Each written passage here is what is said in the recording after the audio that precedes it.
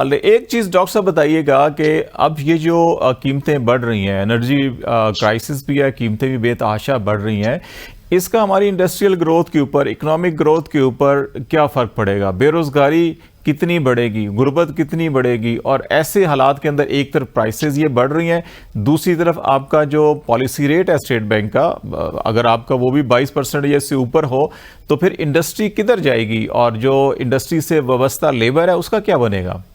دیکھیے، میں آپ کو دو باتیں پہلے بتا دوں، اس سوال کا جواب میں دوں، اس لیے کہ ہمیں ملک ہمارا اور آپ کا ہے نا، ہمیں فکر کرنی پڑے گی۔ 2022 میں بے تحاشا امپورٹس کی گئی اور عمران خان کے زور میں اور معیشت کو تباہ کیا گیا۔ اس وقت مالدار طبقوں نے بے تحاشا دولت کمائی، وہ ریکارڈ پر ہے۔ 2023 میں جو شہباز شریف کا دور تھا، اس میں $25 ارب کے امپورٹس کم کر کے معیشت کی شرح نمو کو منفی کر دیا گیا، اور 2023 میں بھی طاقتور طبقوں نے بے تحاشا دولت کمائی۔ اب میں جو بات آپ کو دوبارہ بتا رہا ہوں کہ 2023 میں منفی گروتھ ہوئی ہے، لارج اسکیل منفی ہوا ہے، لیکن دولت مند 2022 میں اور 2023 میں پاکستان میں جو دولت جن طاقتور طبقوں نے کمائی ہے، اتنی پاکستان کے 75 سالہ تاریخ میں نہیں کمائی گئی۔ یہ ریکارڈ پر ہے، اس کو کوئی تردید نہیں کر سکتا۔ اس کا مطلب یہ ہوا کہ معیشت میں جو ترقی ہوتی ہے یہ نہیں ہوتی، اس کا عوام کے فائدے کا کوئی تعلق بظاہر نہیں ہے، اس لیے کہ اس کو غصب کر لیا جاتا ہے۔ میں نے 2022 جب بے تحاشا امپورٹس کر کے معیشت کو تباہ کیا، تب بھی انہوں نے کمایا، اور یہ تسلیم شدہ ہے، اس میں ڈسپیوٹ نہیں ہے۔ 2023 میں جب منفی تھا، جب بھی دولت میں لوگوں نے کمایا، بینکوں نے بے تحاشا کمایا، سٹے بازوں نے کمایا، عوام کو چلے گئے۔ اب کیا ہوا کہ 10 کروڑ سے زیادہ لوگ جو ہیں غربت کی لکیر سے نیچے ہیں، مزید جائیں گے۔ بے روزگاری بڑھی ہے 2022 میں اور 2023 میں۔ خدا نخواستہ اس سال معیشت مہنگائی جو ہے، میرے خیال سے اسٹیٹ بینک نے 20 اور 22 کہا ہے، میرے خیال سے 28 سے اوپر جائے گی۔ عام آدمی کچلا جائے گا، وہ اپنے بچوں کو غذا مناسب نہیں کھلا سکیں گے، اگر خدا نخواستہ بیمار ہوتے ہیں تو ان کا علاج معالجہ نہیں کرا سکیں گے۔ جو بچہ سرکاری اسکول میں مفت تعلیم حاصل کر رہا ہے، اس کا باپ اس کو یہ کہے گا ہمیں مفت تعلیم نہیں چاہیے، تم نکلو اور جا کے چائلڈ لیبر کرو، کہ میری تنخواہ سے تو میں گزارا نہیں ہوتا، بجلی کا بل ہی ادا نہیں ہوتا۔ تو وہ اگلی نسل کا مستقبل آپ تاریخ کر رہے ہیں، اس لیے اس بات کو آپ سنجیدگی سے ہمیں لینے کی ضرورت ہے۔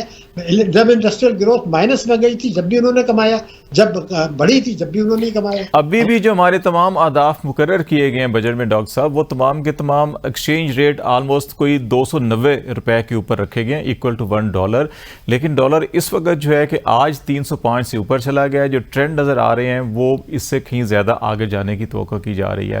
دوسری طرف پرائسز کا جو یہ سارا اضافہ ہے، تو یہ ہماری اوورال گروتھ ٹارگٹ کو جو اس دفعہ ہی نیگیٹو تھی، آگے آپ دیکھتے ہیں کہ گروتھ اس کے نظر آ رہی ہے، یہ بلکہ اور ڈپ میں جائے گی؟ کہہ رہا ہوں کہ آج جو ریٹ ہے کھلی منڈی میں وہ 330 روپے کا ہے، آپ چیک کر لیں۔ یہ پرانے بات، اب 330 کا ریٹ ہے، ٹھیک ہے۔ اس کا مطلب کیا ہے کہ اس سال جو ہماری گروتھ ریٹ ہوگی وہ خطے کے ملکوں میں سب سے کم ہوگی، میرے خیال سے 2% کے قریب ہوگی۔ ہندوستان میں کوئی 7% اور بنگلہ دیش میں 7% کے قریب ہے۔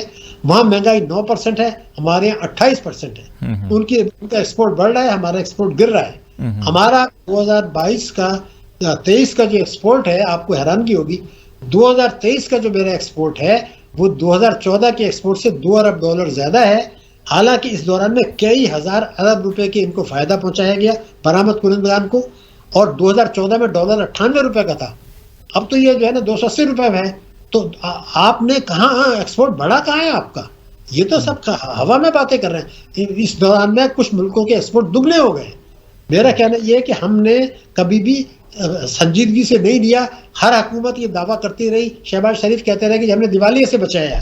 اب شمشاد اختر یہ کہہ رہی ہے کہ جو تباہی بربادی ہے وہ ہماری توقعات سے کہیں زیادہ ہے۔ ارے بھائی، آپ کی توقعات غلط تھی تو میرا کیا قصور ہے؟ ہم نے تو شروع سے کہا تھا کہ جی یہ جیسے ہی نگراں حکومت آئے گی، پچھلی حکومت نے روکا ہوا تھا روپے کی قدر کو، یہ آئیں گے تو یہ خاموش بیٹھے رہیں گے اور وہ سٹے بازی شروع ہو جائے گی۔ یہ ساری باتیں پہلے سے میں نے کم سے کم 2 درجن چینلز پہ کہا، اخبارات میں چھپا کہ یہ تباہی بربادی آنے جا رہی ہے۔ اور اگر آپ کو یاد ہو تو آپ کے پروگرام میں نے یہ کہا تھا کہ پچھلی حکومت نے جو ہے اصلاحات کو قانونی شکل نہیں دی تو وہ اجتماعی خودکشی ہوگی۔ اب وہ خودکشی تو آپ کر کے گئے ہیں، اب یہ وہی حرکت یہ کر رہے ہیں کہ کہہ رہے جی اگلی حکومت یہ کرے گی، ہمارے ہاتھ میں تو کچھ نہیں ہے۔ تو پھر آپ کے ہاتھ میں نہیں ہے تو پھر آپ نے سنبھالا کیوں ہے؟ اب وہ کہتے ہیں کہ مجھے کبھی سوچتے ہیں کہ میں نے یہ عہدہ قبول کیوں کیا. اور بھائی قبول آپ نے کرنے کی غلطی نہیں کی, آپ قانون کو انحراف کر کے جو طاقتور طبقوں کو مراد دے رہے ہیں, کبھی چینی لوگ اسمگلنگ کر رہے ہیں, چینی والے ذخیرہ اندوزی کر رہے ہیں, آپ خاموش ہیں, تو پھر تو یہی ہوگا. تو یہ بڑی شارٹ ٹرم کے لیے گورنمنٹ آپ کیا سمجھتے ہیں کہ اس کو امیڈیٹلی کون سے ایسے 2-3 بڑے سٹیپس ضرور لینے چاہیے تاکہ کہیں نہ کہیں تھوڑی سٹیبلٹی آئے؟ جی پہلا تو میں نے آپ کو بتا دیا کہ یہ جو 41 لاکھ آدمیوں کی فہرست ہے, ان قانون کے مطابق قانون نہ توڑے, پہلے تو آپ یہ ایکسیپٹ کر لیں. میں اس لیے یہ بات کیوں کہہ رہا ہوں, آپ دوبارہ سن لیں.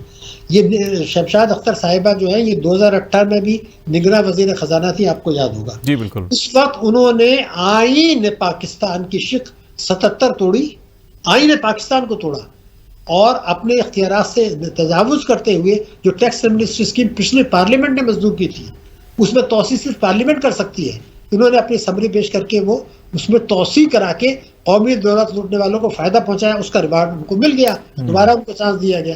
اب اگر میڈیا دباؤ نہیں ڈالتا, ہم ان سے یہ کہتے ہیں کہ وزیران سے بھی کہتے ہیں, کابینہ سے بھی کہتے ہیں کہ یہ 41 لاکھ آدمیوں کی فہرست ہے, قانون کے مطابق ان سے ریکوری شروع کریں, اور جو پیسہ آئے تو IMF کو بتائیں کہ یہ اضافی رقم آ گئی ہے, یہ ہم پیٹرول کے کمی کر کے ان کو دے رہے ہیں, اس میں IMF کو کوئی اعتراض نہیں ہوگا. نمبر 1.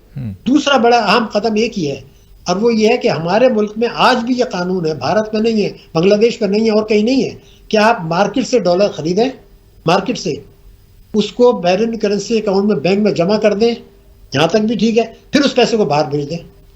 آپ کہیں کہ نہیں جائے گا پیسہ باہر, مارکیٹ سے جو ڈالر آپ نے خریدے ہیں وہ باہر نہیں جائے گا, اکاؤنٹ میں جمع کریں. ہاں علاج معالجے کی ضرورت ہے, خدا نہ خواستہ بھیج دیں, بچے کی تعلیم کی ضرورت ہے, باہر بھیج دیں.